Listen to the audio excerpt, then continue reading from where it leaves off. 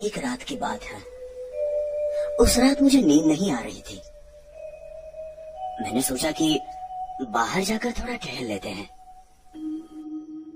मैं अपने घर से बाहर आया तो मैंने देखा कि पूरे गांव में सन्नाटा है। वहां पर ऐसी शांति छाई हुई थी कि मानो उस गांव में कोई इंसान रहता ही ना हो। मैं ये देखकर हैरान था कि सच में यहाँ के लोग इन भूत प्रेत और आत्माओं से इतने डरते हैं। मैं गांव की नदी की ओर चलता गया। बाहर इतनी सुहानी हवा चल रही थी कि मानो वो गीत गा रही हो, और मुझे रात के वक्त बाहर आके इतना प्रसन्न लग रहा था कि मेरा घर वापस जाने का मन ही नहीं करने लगा। चलते चलते मैं कब नदी के किनारे तक पहुंच गया मुझे पता ही नहीं चला। तभी मैंने किसी औरत के रोने की आवाज सुनी।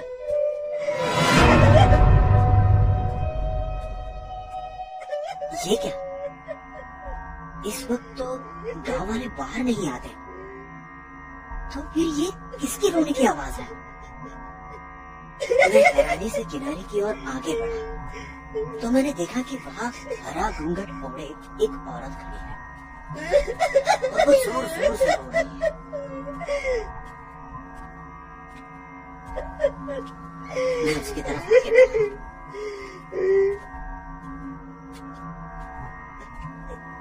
सुनिए, देखिए देखिए, रोइए मत। क्या हुआ आपको? और आप ऐसे क्यों रो रही है? इतनी रात को गांव में कोई अपने घर से बाहर नहीं निकलता, तो फिर आप यहाँ? तो क्या करूं? मारा पति मैंने धोखा देकर दूसरी औरत घर लेकर आयो है, और जब मैंने उस औरत को घर से बाहर जाने को कहा, तुम्हारे पति ने मन्ने ही घर से बाहर निकाल दियो। अब मैं जी के क्या करूं? कहाँ जाऊं और किसके सहारे जीऊं?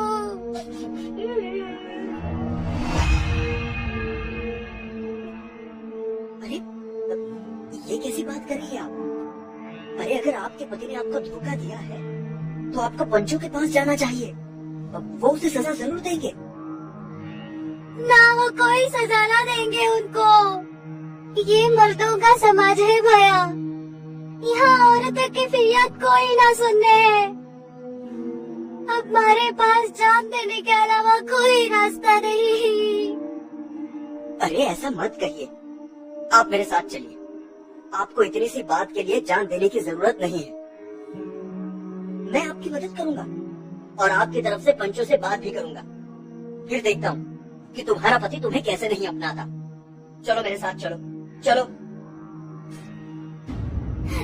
ठीक है साहब, आप आगे चलिए, मैं आपके पीछे चलूंगी।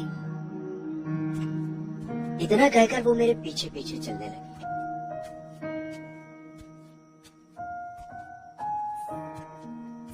मैं उसकी पायल की झंकार से समझ रहा था कि वो मेरे पीछे पीछे आ रही है। हम नदी से थोड़ा ही दूर आए थे कि मैंने उसे उसका नाम पूछा। माफ कीजिए, मैं तो आपसे पूछना ही भूल गया कि आपका नाम क्या है। उसने मुझे कोई जवाब नहीं दिया, तो मैंने फिर से पूछा, अरे अपना नाम तो बताइए। लेकिन उसने फिर जवाब नहीं दिया। कुछ समय बाद मैं पीछे मुड़ा और मैंने देखा कि वो वहां थी ही नहीं। मैं ये देखकर दंग के दंग रह गया, क्योंकि मैं अब तक उसके पायल की झनकार अपने पीछे पीछे सुन रहा था। वो मेरे पीछे मुड़ते ही वो अचानक कहाँ गायब हो गई।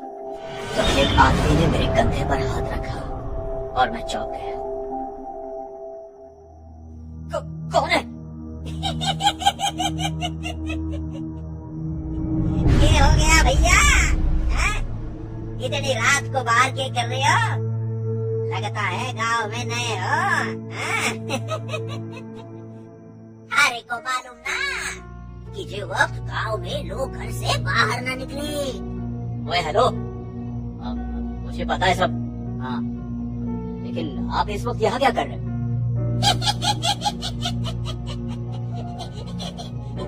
मैं रंजीत, यही सामने घर है हमारा। तन्ने रात को अकेले घूमते देखा तो सोचा कि पूछ लूं। ये चल रहा है।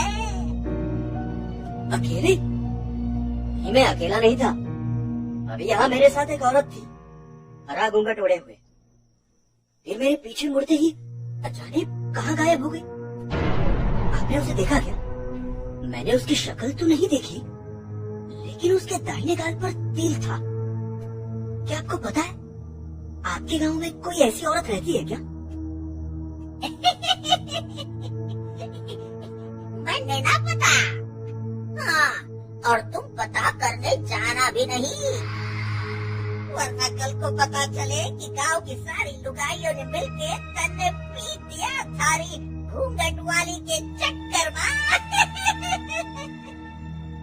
सुन छोरे, इस गांव में हर दूसरी औरत हरा घूंघट लेके चले हैं। किसका किसका घूंघट उठा के चलेगा? देखिए देखिए, मजाक मत कीजिए।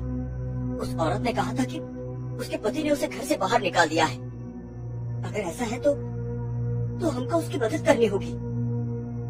लगता तन्ने कोई बीमारी से, जो थारों को साथ में कोई चलता दिखे।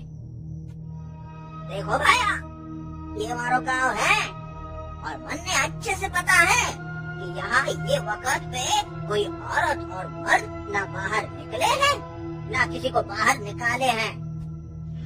हमारे लिए अच्छा यही होगा कि आप अभी अपने घर चले जाएं, इससे पहले कि कोई आपको बाहर भटकता हुआ भूत समझे।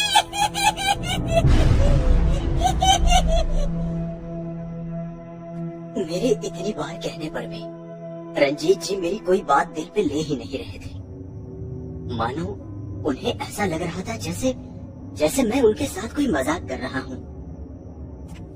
मेरी समझ में आ गया था कि उनसे बहस करने का कोई फायदा नहीं, इसलिए मैं वापस घर चला आया। लेकिन मैं रात भर उस औरत के बारे में ही सोचता रहा कि आखिर वो गई कहाँ और उस बेचारी के साथ न जाने क्या हुआ होगा। अगली रात जब मैं सोने की कोशिश कर रहा था, तब मुझे फिर से उस औरत का ख्याल आया। मैंने सोचा कि क्या वो आज भी वहीं पर बैठी होगी? हाँ? और उसने फिर से जान देने की कोशिश की तो? नहीं, मुझे एक बार चलकर देखना ही चाहिए। ये सोचकर मैं वापस उस नदी की ओर चल पड़ा।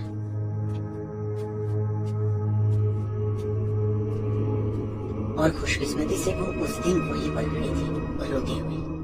मैंने उसके पास जाकर कहा, अरे तुम आज भी यही हो? मैंने कल तुमसे कहा था ना कि मेरे पीछे आओ, मैं तुम्हारी मदद करूंगा।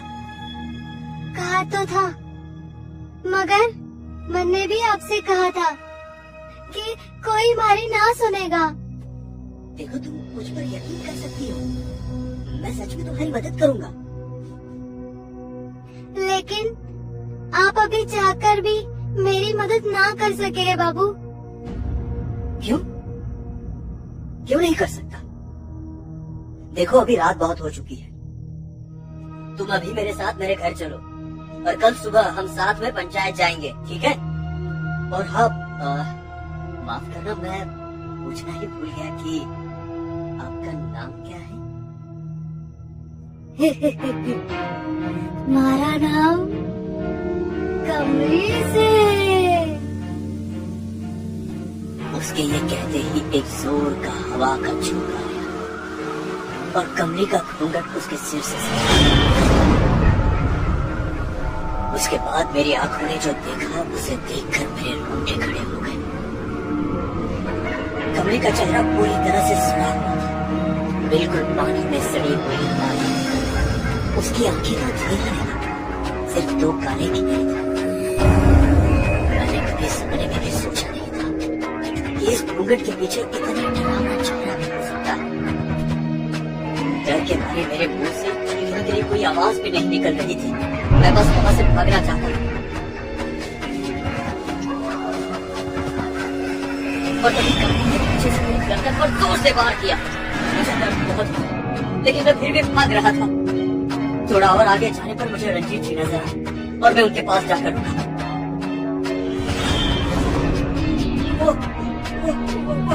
वहाँ पे वो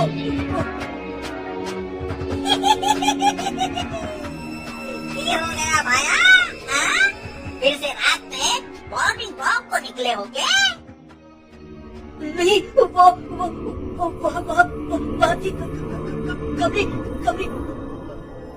अभी मैंने उसे देखा, उसका चेहरा देखा। वो इंसान नहीं थी, वो भूत है, भूत। अरे भाया, इतनी रात को घर में बैठने के बजाय अगर ऐसे बाहर घूमोगे तो तन्ने भूत ही दिखेंगे, इंसान नहीं।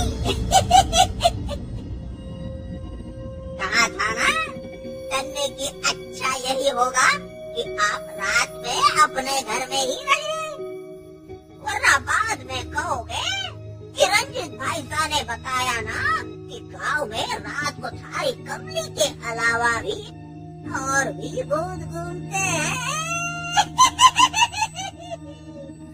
क्या आप उसे जानते हैं? हाँ भाया, पूरा गांव जानता है उसे। कमली हमारे गांव के राज ठाकुर साहब की लुगाई थी। राज ठाकुर साहब एक खराब नीयत वाला आदमी था। गांव की कई औरतों पे उसकी नजर थी। कमली को ये सारी बात पता थी, लेकिन वो बेचारी क्या करती? उसके पास ये सब सहने के अलावा कोई रास्ता ही न था। पर एक रात राज ठाकुर साहब अचानक से नई दुल्हन ब्याह लाए और ये देखकर कमली गुस्से से पागल हो गई। उसने ठाकुर साहब से उस लड़की को घर से बाहर निकलने को कहा, तो उन्होंने उल्टा कमली को ही घर से बाहर निकाल दिया। और जब वो गांव की पंचायत में इंसाफ मांगने गई, तो वहाँ के बच्चों ने भी उसे अपने पति की दूसरी शादी को स्वीकार करने को कहा। पर कमली नहीं मानी। अब एक 50 साल के पंच ने बड़ी बेशर्मी से उसे अपने साथ ब्याह रचाने का न्योता दिया। इस बात से दुखी और समाज से हारी हुई कमली ने गांव की नदी में कूदकर अपनी जान दे दी। पर भाया, उसकी मौत के कुछ दिन बाद ही उसके पति राज ठाकुर साहब और वो पंच दोनों की लाश गांव वालों को नदी में तैरती मिली थी। कहते हैं कि वो आज भी गांव के नदी के किनारे हर रोज रात को बैठकर रोती है। और भाया, जो भी मर्द उसे सुंदर औरत समझकर गलत नियत से उसके पास जावे, वो कभी जिंदा लौटकर वापस ना आवे। वैसे मैंने सुना है कि किसी और की लाश पड़ी हुई से आज रात वहाँ पे। क्या? एक और लाश? हाँ भाया, चलो जाके देखते हैं आज किसकी किस्मत फूटी है। नहीं, मुझे नहीं जाना वहाँ पे, मुझे नहीं जाना। अरे डरो मत डॉक्टर साहब, मैं हूँ ना, चलो। और भाया, हमारे गांव के भूत किसी को बार बार ना डरावे। मजाक कर रहा हूँ, आ जाओ, चलो।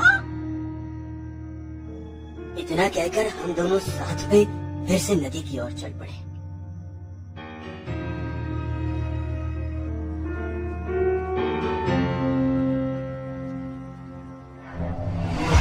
और वहां पर सच में एक इंसान की लाश पड़ी हुई थी, जिसका सर धड़ से अलग हो चुका था। जब मैं उस आदमी का चेहरा देखने के लिए उसके सिर की तरफ बढ़ा,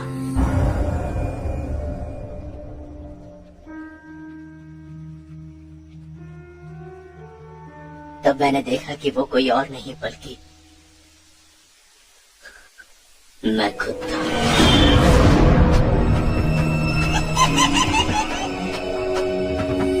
वरना बाद में कहोगे कि रंजित भाई साहब ने बताया ना कि कमली के अलावा भी और भी भूत घूमते